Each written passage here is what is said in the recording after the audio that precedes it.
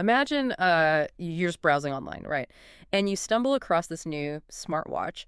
It immediately catches your eye. Oh, I know the exact feeling. You see the photos and you're just hooked. Exactly. I mean, it has that rugged aerospace grade titanium bezel, the perfectly flat sapphire glass, that really chunky silhouette.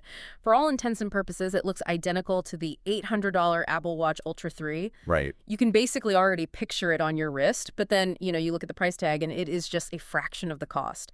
So you really have to ask yourself, is this the ultimate tech loophole, or is it just a really, really convincing disguise? It is the perfect question to ask, especially with wearables right now. I mean, we are naturally drawn to that premium, adventure-ready aesthetic. Oh, for sure. The psychology of wearing a watch that, looks like it could survive a Himalayan summit is super powerful. But aesthetics don't track your marathon pacing. No, they definitely don't. And a titanium bezel isn't going to tell you if your heart is actually in the right aerobic zone during a steep climb. Right. Which brings us to why we're here. Welcome to the deep dive. Our mission today is to cut right through the marketing hype surrounding the Huawei Watch Fit 5 Pro. Yeah, we're stepping entirely away from the promotional spec sheets. Exactly. We are looking strictly at the judgment layer. Like, how does this watch actually perform in the real world when you strip away that whole ultra illusion? And to get to the truth, we aren't just looking at, one single perspective. Right. We've got a whole stack of sources for you today. For our absolute definitive authority on data quantification, sports tracking, and, well, real-world performance across the board, we are relying on the incredibly rigorous testing from the 5krunner.com. They are the gold standard for that stuff. We're also blending in insights from Tech Advisor to really understand the day-to-day usability and the software experience. Yeah, and we've got T3 in the mix, too, for a consumer-facing perspective on lifestyle and fit. Because that stuff matters just as much to people. And because cyclists have very different needs than runners, we are also factoring in Ben Sin's specific cycling assessments over at Forbes. Oh, that's a great piece. And finally, when it comes to knowing what your brain is actually doing at like 3 in the morning, we are relying exclusively on the Quantified Scientist on YouTube. Absolutely. For sleep tracking accuracy, his controlled testing protocols are just the undisputed standard. Okay, let's unpack this, starting with that ultra disguise. Because looking at the photos from T3, the resemblance is just uncanny. It really is. It's almost like a Hollywood prop, you know? Yeah. Like a replica of Thor's hammer that looks super heavy and ancient on screen, but when the actor actually picks it up, it's just made of lightweight foam. That is a perfect analogy. From across the room, the Fit 5 Pro projects this massive heft. Right. But the moment you hold it, the physical reality is entirely different. Yeah, tell me about those physical differences, because they're kind of startling. They really are. According to the 5krunner.com, if you place the Fit 5 Pro next to an actual Apple Watch Ultra 3, the Huawei suddenly makes the Ultra look almost comically oversized. Wait, really? Yeah, the Fit 5 Pro is significantly thinner on the wrist. And the weight is the real giveaway, isn't it? I mean, the Huawei weighs just 30.4 grams. Which is crazy light. Right, that's roughly half the weight of the Ultra 3, which honestly is fascinating from an engineering standpoint. You're getting the visual impact of that titanium bezel and the premium feel. Without the actual fatigue of carrying a small metal brick on your arm all day. Exactly. Though T3 did point out an interesting caveat about how that translates to different body types. Yeah, they did. Even though it's remarkably thin and light, it features a 1.92-inch display. Which is massive. It's expansive, yeah. For context, they noted it borders on being almost too large for smaller wrists. It kind of dominates the arm. But I guess the trade-off for that huge footprint is the screen technology itself, because you get this wildly premium 3000 nit LTPO display. Yeah, the screen is gorgeous. Let's pause on that for a second, because 3000 nits is brighter than most high-end televisions sitting in people's living rooms. Oh, easily. If you're blasting that kind of light from a tiny battery on your wrist, you would completely expect the watch to just die by lunchtime. So how is Huawei claiming a 10-day battery life? Well, that's where the LTPO technology comes in. It stands for low-temperature polycrystalline oxide.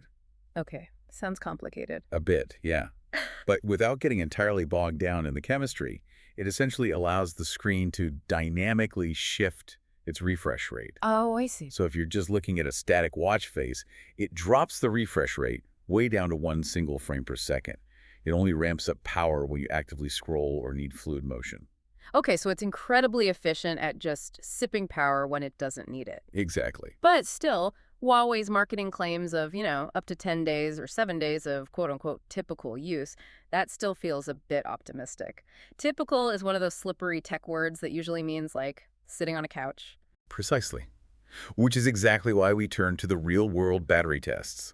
Okay. T3 found that with a standard mix of notifications, daily wear, and maybe occasional exercise, it easily breezed through 8 days. That's pretty solid. It is.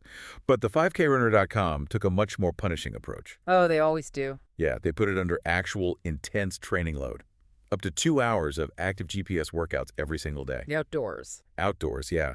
Where that 3,000 nit screen is having to fight blinding direct sunlight the whole time. Oh, wow. That is the absolute worst-case scenario for a battery. I imagine the 10-day claim just evaporated pretty quickly under those conditions. It absolutely did. Under that heavy athletic load, the 5krunner.com measured a daily drain of about 14 to 20%. Okay, so you're looking at roughly 5 days of battery life before it dies. Right. Yeah. So it's definitely not the mythical weeks-long battery life of a dedicated extreme endurance watch, like a top-tier Coros or maybe a Garmin Enduro. No, definitely not. But, I mean, if we contextualize that 5 to 7 days of heavy use, it still completely destroys the Apple Watch's daily charging requirement. Oh, 100%. You aren't tethered to a wall every single night. You might just charge the Fit 5 Pro once a week while you take a long shower because it charges exceptionally fast, too. It just fundamentally shifts how you interact with the device. It stops being a chore and just becomes a passive companion, Exactly. And speaking of being a companion, let's look at the quantification layer, because if the battery holds up to outdoor training, the sensors better be capturing useful data. Oh, absolutely. And reading through the 5krunner.com's analysis, this is where the watch actually punches way above its price tag. The heart rate tracking hardware is genuinely elite. It truly is a marvel. Huawei upgraded the optical sensor to this new 6-LED 6PD array. Okay, let's break that down for a second for everyone. 6 LEDs shining light into the skin, and 6 PDs, which are photodiodes, right? Correct, reading the light bouncing back. Right, so why does having 6 of these receptors matter so much compared to older watches that only had maybe 2 or 3? It comes down to a concept called spatial averaging. When you are exercising, your muscles are flexing, the watch is shifting slightly, and the blood vessels right under your skin are compressing. Makes sense. Right. So if you only have 2 sensors and a sudden muscle flex blocks one of them, the watch completely loses your pulse and just starts guessing. And that's when you get those weird spikes on your chart. Exactly. By having 6 sensors spread out in an array, Huawei built in massive redundancy. It takes an average across a much wider area of tissue. Ensuring continuous, highly accurate readings of your blood volume changes. Precisely. Which perfectly explains the 5krunner.com's field test in Mallorca. They took this watch out for some really intense threshold cycling climbs. Yeah, that's a brutal test. It really is. Now, anyone who rides knows that gripping handlebars tightly while grinding up a mountain is basically the ultimate kryptonite for wrist-based optical sensors.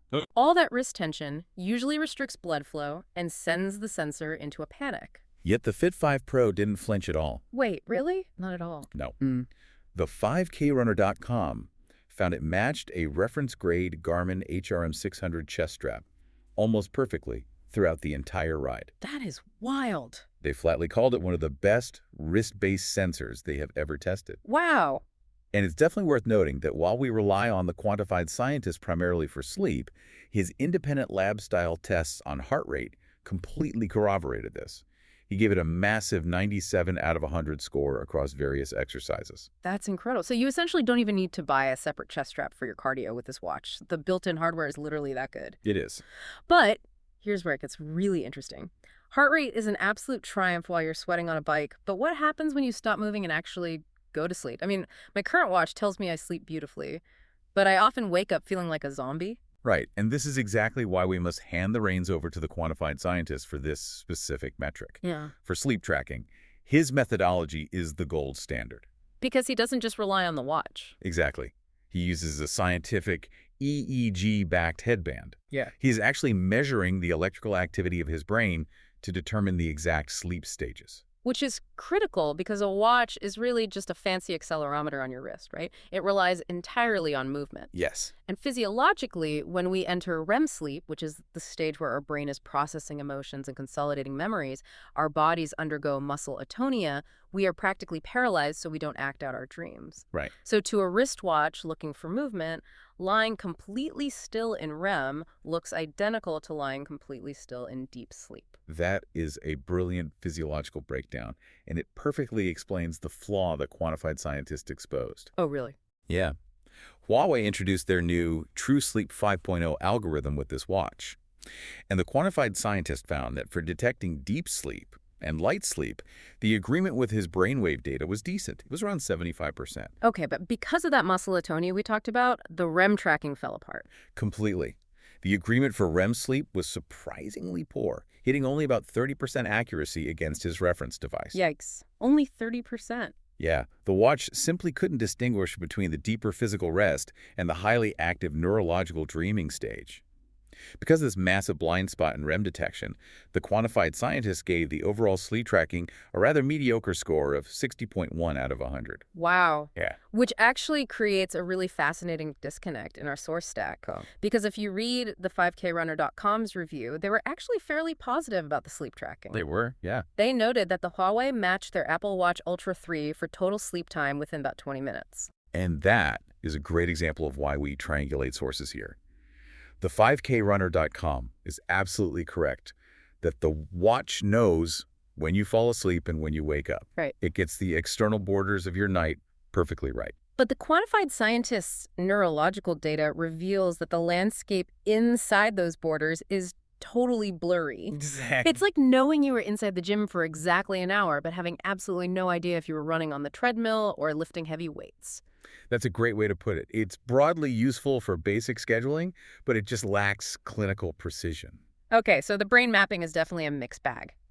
Let's head back outside and talk about GPS, because here we have a genuine, glaring disagreement between our sources. We really do.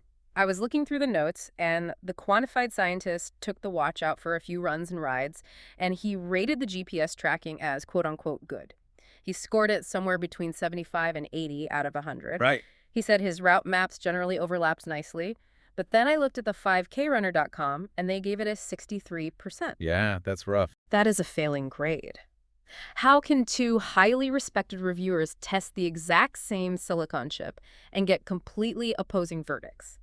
Are they, like, running in alternate dimensions? What's fascinating here is that they're practically running in different dimensions because the testing environments dictate the physics of the GPS signal. Ah, okay. The Quantified Scientist tests in areas that are generally more open.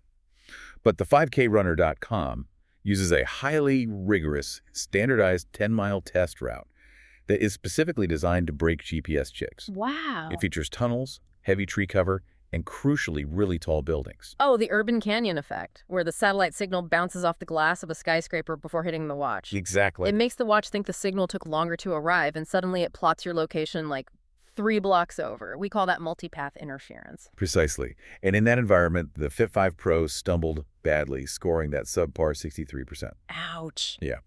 The 5krunner.com noted that it actually failed to match Huawei's own older running watch, the GT Runner 2. Wait, the older watch was better? Yes, and the reason comes down to the physical antenna design. The older GT Runner 2 used a specialized dielectric bezel. Okay, what does that mean? A dielectric material is essentially an electrical insulator that is highly permeable to radio waves. So it placed the antenna outside the metal body, allowing it to basically see the satellites clearly without the casing reflecting the signal. Ah, I see. But the Fit 5 Pro uses a different system. Right. It uses a sunflower antenna housed entirely inside the metal body. Oh, so the metal is blocking it. Exactly. And the 5krunner.com stands firmly by their strict methodology here. They point out that they're testing rivals DC Rainmaker's notoriously strict protocols. That's saying a lot. It is. So if you run in wide-open suburbs, you will get the good tracking the Quantified Scientist saw. But if you rely on precise pacing data while weaving through a dense city center, that 63% accuracy from multipath interference is going to completely ruin your split times. Yikes. All right, let's pivot slightly to the cyclists, because we have Benson's piece at Forbes declaring the Fit 5 Pro excellent for cycling tracking. Yes, he loved it. But then the 5krunner.com comes in and absolutely shreds the watch's virtual power metric. How do we reconcile those two viewpoints? Are they just looking at different things? They are both right, but they are evaluating completely different features. The 5krunner.com rightly calls out the virtual power metric as fundamentally flawed. Okay. Huawei attempts to estimate your cycling wattage. You know, how hard you are pushing the pedals Right. using just the watch's speed, the hill gradient, and your weight. But the watch can't feel the wind. It's just a math equation guessing your effort. Right. If I drop into an aerodynamic tuck, or if I'm fighting a brutal 20-mile-per-hour headwind, the watch has no idea. My power output spikes, but my speed drops, so the algorithm just thinks I'm slacking off. Exactly. The 5krunner.com found over a 10% error margin just because of those variables. It really shouldn't be trusted for serious power use training. So what was Ben Sin praising them? Ben Sin at Forbes is focusing on the redemption arc, a feature called Phone as Bike Computer. Oh, this is brilliant. You mount your smartphone on your handlebars, start the ride on your watch, and it seamlessly mirrors all its metrics in real time right onto the phone's large display. Yes. You get speed, distance, and crucially, that incredibly accurate heart rate data we talked about earlier, broadcast live to the screen you already own. That's amazing. It really saves the consumer from having to buy a dedicated $300 bike computer. It is a wildly practical integration. Which brings us to a crucial turning point in this deep dive. We've explored the elite heart rate, the blurry sleep data, the vulnerable GPS, and this clever cycling integration. It is time to officially drop the Ultra illusion. Let me ask you directly. Despite looking identical, is the Huawei Watch Fit 5 Pro actually competing with the $800 Apple Watch Ultra 3? No, it absolutely is not. Really? Just point blank, no. Point blank. The Ultra 3 is a precision tool for extreme environments, deep-sea diving, and seamless iPhone integration. The Fit 5 Pro is simply wearing its clothes. Wow. Okay, so what weight class is this watch actually fighting in? The honest, price-matched competitors for the Fit 5 Pro are the Apple Watch SE 3 or the entry-level Aluminium Series 11. Okay, so if I am saving hundreds of dollars compared to an Ultra, what am I paying for in, like, daily suffering? What are the actual trade-offs here? The primary cost is the software ecosystem. We bring in Tech Advisor here, who completely corroborated the 5krunner.com's frustration with the Huawei Health app. Is it that bad? It's visually cluttered. For Western audiences used to the clean, minimalist design of Apple Health or Garmin Connect, it just feels overwhelming and disorganized. And there are serious data silo issues, right? Platform lock-in is a real penalty. Oh, massive. If you are an iPhone user, the GPS tracks and deep analytics from the Huawei don't sync cleanly back into Apple Health. You just lose your historical data continuity. That is a massive friction point for a lot of people. Yeah. Furthermore, Tech Advisor and T3 both note that while third-party app support is expanding, like you can link to Strava now, it is nowhere near the massive, rich app stores of Apple and Garmin. Right. And then there are the daily conveniences. T3 highlighted that NFC contactless payments are finally available on this watch, but only via a third-party service called CurvePay. Yeah, and that is currently restricted entirely to the UK and the EU. So you aren't just double-clicking a side button to flawlessly buy a coffee in New York. You have to jump through hoops just to get basic modern smartwatch functionality. Exactly. Though T3 did mention one software feature that genuinely brought a smile to my face. The mini workouts. Oh, right. Apparently, if you sit perfectly still at your desk for too long, an animated panda pops up on the OLED screen and coaches you through neck circles. It definitely adds some character. Yeah. But realistically, whether you find a digital panda charming or deeply annoying will depend entirely on your tolerance for gamified fitness. So what does this all mean? Let's get right down to the buyer fit. We've laid out the mechanics, the flaws, and the triumphs. Let's rapid-fire some specific listener profiles and decide if the Fit 5 Pro actually belongs on their wrist. Okay, let's do it. Let's start with a marathon trainer who lives outside the Apple ecosystem. Should they buy it? Skip it entirely. If you are training for a marathon, precise pacing is everything. That 63% GPS accuracy in complex urban environments just isn't reliable enough. Right. You would be much better off buying a dedicated Garmin, or if you want to stay in the Huawei family, buy their older GT Runner 2 to get that superior dielectric antenna. Makes total sense. Right. Okay, what about a cyclist or a multi-sport amateur? Yes, this is a strong buy, but with caveats. You are getting it for the elite heart rate sensor and that excellent handlebar phone mirroring that Ben Sin praised. Just do yourself a favor and completely ignore the virtual power data. Got it. Okay, what about someone who has an old Fitbit tracker that's finally dying and they just want a replacement? This is a perfect logical upgrade. Moving from an aging fitness band to this titanium build, the 6PD sensor array, and that 3000 nit LTPO screen is a massive leap in quality of life. Now, what about the person who is actively cross-shopping the Apple Watch Ultra 3? The person who literally has that $800 watch in their shopping cart right now just because they like how rugged it looks. You should only buy the Huawei if you literally just want the aesthetics. Right. If you have no intention of using the extreme adventure capabilities, diving features, or deep iPhone integration, save your hundreds of dollars and buy the Huawei. You get the exact look for a fraction of the cost. And finally, someone cross-shopping a mid-range Garmin, like maybe a Forerunner. This comes down to a strict choice of priorities.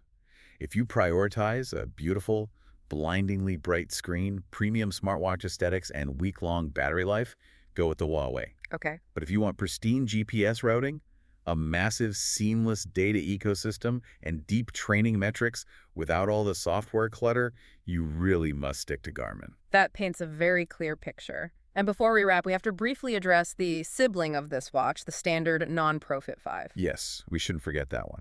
Because Tech Advisor and the Quantified Scientist both point out a really fascinating detail here.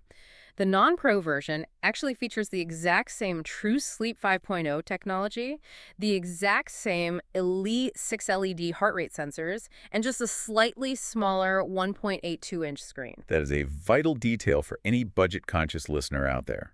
Huawei has rolled out feature updates that bring the non-Pro functionally in line with the Pro. Really? Yeah.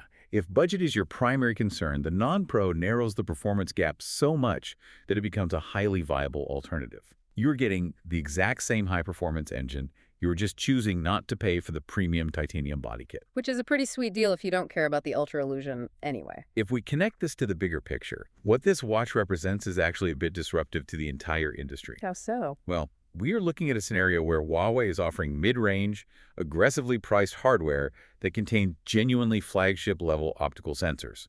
That 6 LED spatial averaging heart rate sensor is world-class, housed in a watch that costs a third of what the competition demands. Which leaves us with a rather provocative thought for you to ponder. Huawei's foundational hardware is now quietly beating Apple and Garmin at their own game in key areas, like optical accuracy under strain and battery efficiency via those LTPO displays. Yeah. Right now, their absolute Achilles heel is the software. But if Huawei can ever untangle that cluttered health app, fix those stubborn ecosystem sync issues, and truly open up third-party integration, are the established Western smartwatch giants resting on borrowed time? It is the ultimate question for the wearable market over the next 5 years. Engineering truly elite hardware like squeezing those sensors and that battery life into a 30-gram chassis is incredibly hard to get right. And Huawei's already nailed it. Exactly. Software, on the other hand, can be updated with a patch. If they ever bridge that software gap, the entire landscape changes overnight. A huge thank you for joining us on this deep dive. Keep questioning the marketing, keep exploring the mechanisms behind your own data. And remember, just because a smartwatch wears the disguise of an $800 Ultra doesn't mean it operates like one. But sometimes, what's underneath the disguise is pretty remarkable in its own right. We'll see you next time.